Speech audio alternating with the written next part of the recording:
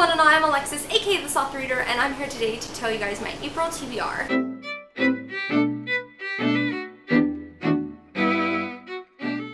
So admittedly, with the exception of like 3 books, this TBR is mostly YA fantasy. The couple of exceptions are either buddy reads or books I'm trying to read for a specific reason. So we'll just go ahead and talk about it. The first one is one of the top books I wanted to read in 2018.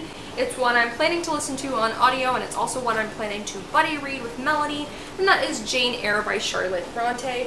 I mentioned before that I like to pick usually a pretty big classic every year that I like to devote my time to, and this year Jane Eyre was my pick. This is a very well-loved book, and so I can't wait to read this because, like, I know that it did so much for the Gothic genre and for, like, feminist literature, and I'm very excited to read this. The next one is my other audiobook pick for the month of April, and it is a contemporary, and it is The Upside of Unrequited by Becky Albertalli.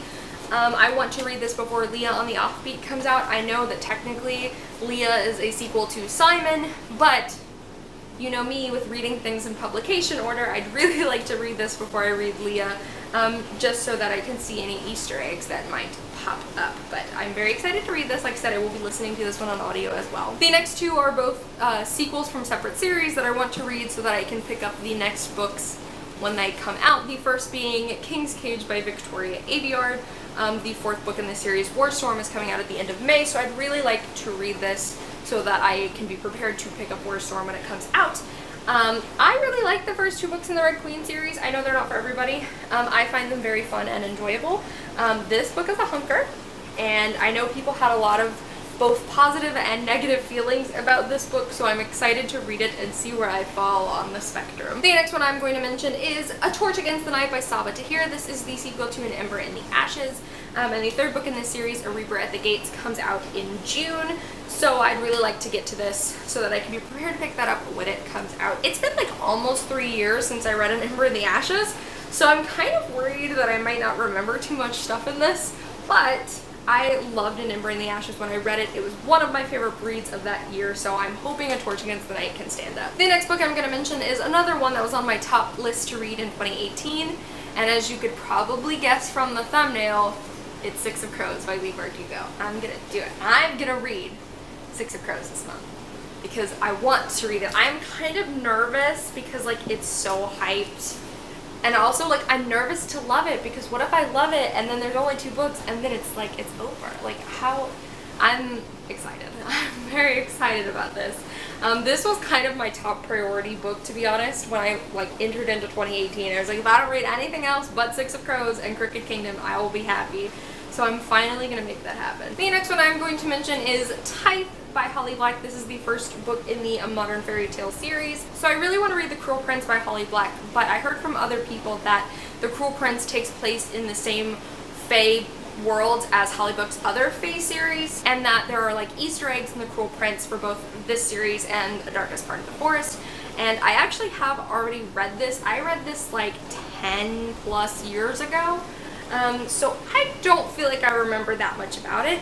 So I want to reread this in April, and then possibly reread the sequel to this one next month, and then read The Darkest Part of the Forest so that I can eventually pick up The Cruel Prince.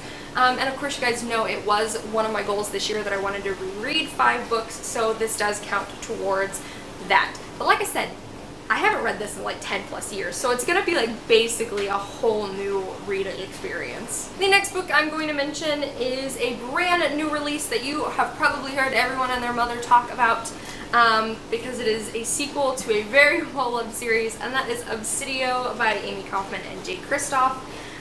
This will, no lie, probably be the first thing I read in April because I'm just so excited to pick this up, to see what happens, to see how it ends, to see where the story goes. I loved Illuminate. It was one of my favorite reads the year I read it.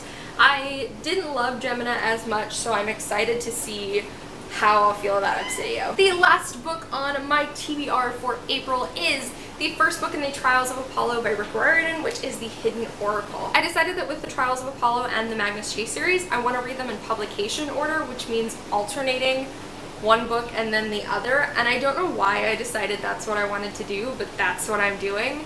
But you guys know I love Rick Riordan's books. I've heard really good things about the Hidden Oracle. I've heard people say it's really fun. I'm really interested to follow Apollo as a character as well. And I know my boy Nico's in this book, so like, what other reason do I really need to read it? I just realized I filmed this all on the same shirt.